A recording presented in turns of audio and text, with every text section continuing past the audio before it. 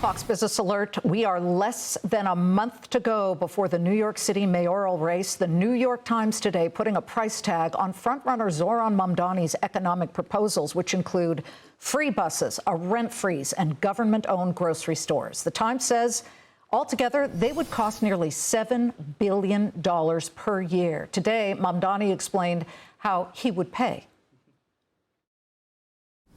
The most straightforward and productive way to raise the revenue for this initiative is by increasing taxes on the top 1% of New Yorkers by 2%. It is by increasing the state's top corporate tax rate to match that of New Jersey.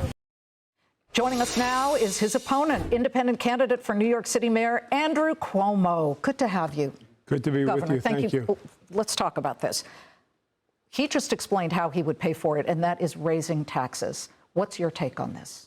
Well, his math doesn't work. Doesn't get you anywhere near $7 billion. When he says raise the state corporate rate 2%, it would be the same as New Jersey. That's misleading. Mm-hmm. If you raise the state 2%, the state rates would be the same, but the city has an additional tax. So New York City would be about double the New Jersey corporate tax, and you would see a flight to New Jersey, unprecedented. Imagine that. Yes. Exactly I live in New Jersey, so I'm allowed to make jokes about it, but you really believe that that would happen? Well, that, by his numbers, he would need to double. He's proposing doubling the corporate tax. And then the 2% on the high earners wouldn't make you $7 billion either. And again, would exacerbate the problem that we're seeing now, which is flight from New York City by high-income earners. We're seeing it in cities all across the country, by the way. Really, this is emblematic of an urban crisis where post-COVID, remote work, you can be wherever you are and still Zoom in. Mm-hmm. You're seeing people leave cities. They have more mobility, more choices. You see it in LA, you see it in Chicago, you see it in San Francisco, and you're seeing it in New York. And that's what we have to work against. So what is your plan to keep people from leaving and to maybe get some of those former New Yorkers back? Because you were governor of New York during COVID, and that's exactly what we began to see. You know, was a function of the pandemic that people just left because they could Zoom in, so to speak, anywhere. So what is the plan for you to retain people who are on that knife's edge saying, I got to leave? It's the, you know, the quality of living, it's the crime, it's the subways, et cetera. Yeah, you're exactly right. COVID was an act of God. You couldn't do anything about it. During COVID, you did see people leave cities just because they didn't like the density, right? So they moved to Florida, South Carolina, wherever they moved. They then got comfortable there, and they could do business from there, and many of them didn't come back. And we have to stop that exodus. And you hit the issues. New York City, you pay a premium to be here. And you're willing to pay a premium to be here because it's New York City, it's the greatest city on the globe, he says with all due arrogance of a New Yorker. Says a New Yorker, yeah. That's right. So you'll pay a premium. But there's a limit on the premium you will pay. And we have to keep taxes in check. And you expect a quality of life. You want to be safe walking down the street. The restaurants, the plays, the museums, none of it works if you're afraid to walk down the street. So my plan starts with jobs, jobs, jobs. Change the attitude, welcome business, provide incentives, help them grow. Second point, cop on the block, cop on the train. I want to hire 5,000 new police. Put them on the streets, put them on the subways, let New Yorkers feel safe.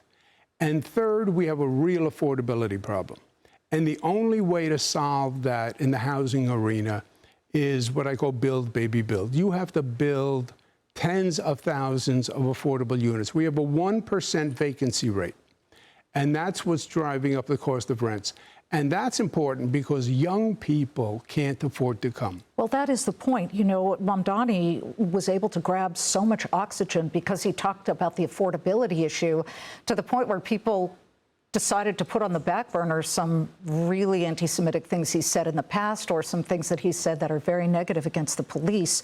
What is your bold idea to crack the affordability issue in New York City? Democrats always say we need to build more. What is the actual implementation that you are ready to do? Well, you do have to build more. His affordability plan is called Freeze the Rent. It's a hangover from Bill de Blasio, who did it 3 times and accomplished absolutely nothing. As a matter of fact, Bill de Blasio is the architect of most of his policies, and in my opinion, he was the worst mayor we've seen in New York. Mamdani says he was the best mayor ever, so that sort of frames the discussion. But Mamdani would say there are rent-stabilized apartments, which are about 25% of the units in New York City. Freeze those rents. All that would do is transfer the cost to the 75% that are not rent stabilized. We have to build, and we have to build more. And then affordability is more than just housing. For working families, I would do free buses. I would do free MTA, free subways. I would increase the food subsidy for working families. We have a SNAP program, which is basically a food subsidy program by the federal government. I would increase that because the cost of groceries has exploded. So helping people get through this affordability gap, which is not just New York, it's nationwide, but it's worse in New York. We got a minute left because we bump up against the closing bell. That said, Mamdani has said that if he were mayor and Prime Minister of Israel, Bibi Netanyahu, came to New York, he would have him arrested because the International Criminal Courts has issued an arrest for him due to what's happened in Gaza. Would you? No, it's not even legal. It's political theater. The ICC has no legal jurisdiction in New York. This is just political theater to make the point that he is pro-Gaza. That's why he has globalized the Intifada, which means kill Jewish people, basically. He won't condemn the use of that term. He's 100% pro-Gaza, and he just keeps reinforcing that point whenever he can. Andrew Cuomo, we will watch as you have about 28 days left to get independents, independent thinkers, maybe some Republican centrists as well. Thank you for joining us. Thank you for having me.